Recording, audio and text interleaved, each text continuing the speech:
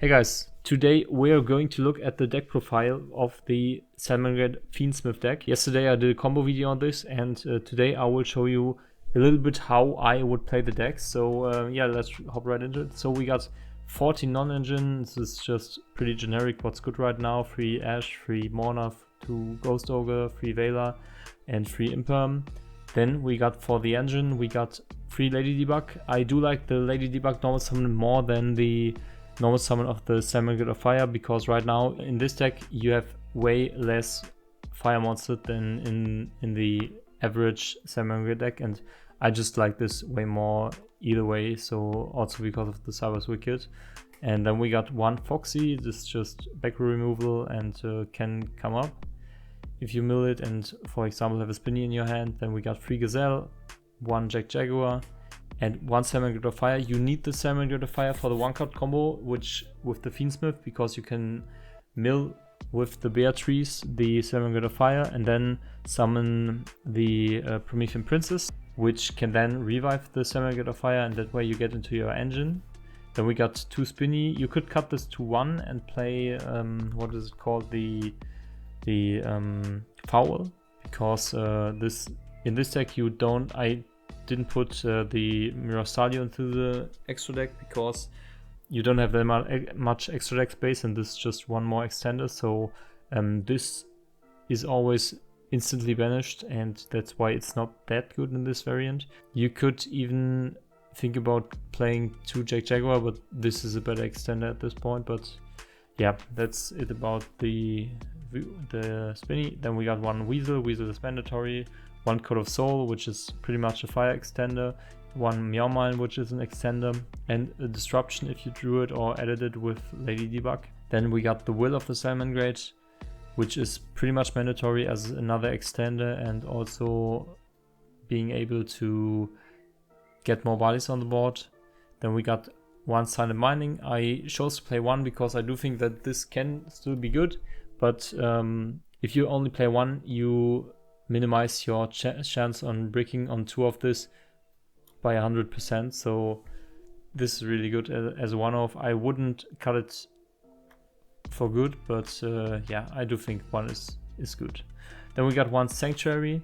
This is mandatory. Then we got 3 Circle, also mandatory, and 1 Raw. This is pretty much mandatory. And then for the Fiendsmith engine, we've got 3 times the Fiendsmith. This is pretty much, if you draw this, then you either have the Wave High King Caesar, or you can bridge into your Salamangreat engine by going into this special summons another one. Then you go into the Sequentia. The Sequentia summons the Lacrimosa, and the Lacrimosa then special summons back the Fiendsmith, and then you can go into Beatrice, mill the Salamangreat of Fire, and summon back with the Promethean Princess, as I showed in my combo video. And that's basically it. For this combo you also need the Lurry and the Tractus. You may think that this adds another brick to the deck, but this is still a really strong engine, because this will, as I said, either go into Caesar or into Beatrice and start your combo. That's it for the main deck.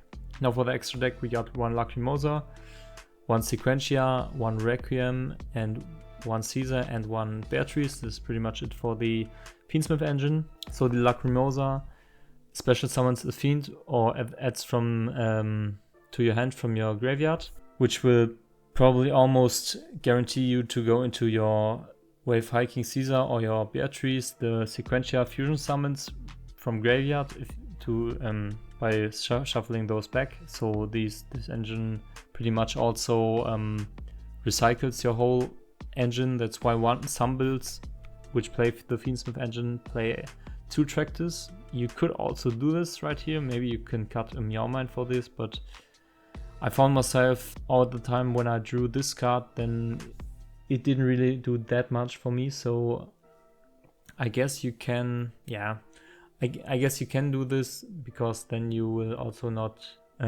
if you draw this, you will not be able to activate the Fiendsmith effect, and also you cannot activate the Fiendsmith effect in the following turn if you recycle all of your engine, and you could definitely play 2 of this. Then the Requiem attributes itself to special summon back the Fiendsmith from the deck, not back from the graveyard, but this is really strong because you can go into this with the Lurry, and like that you get your level 6 plays or rank 6 plays.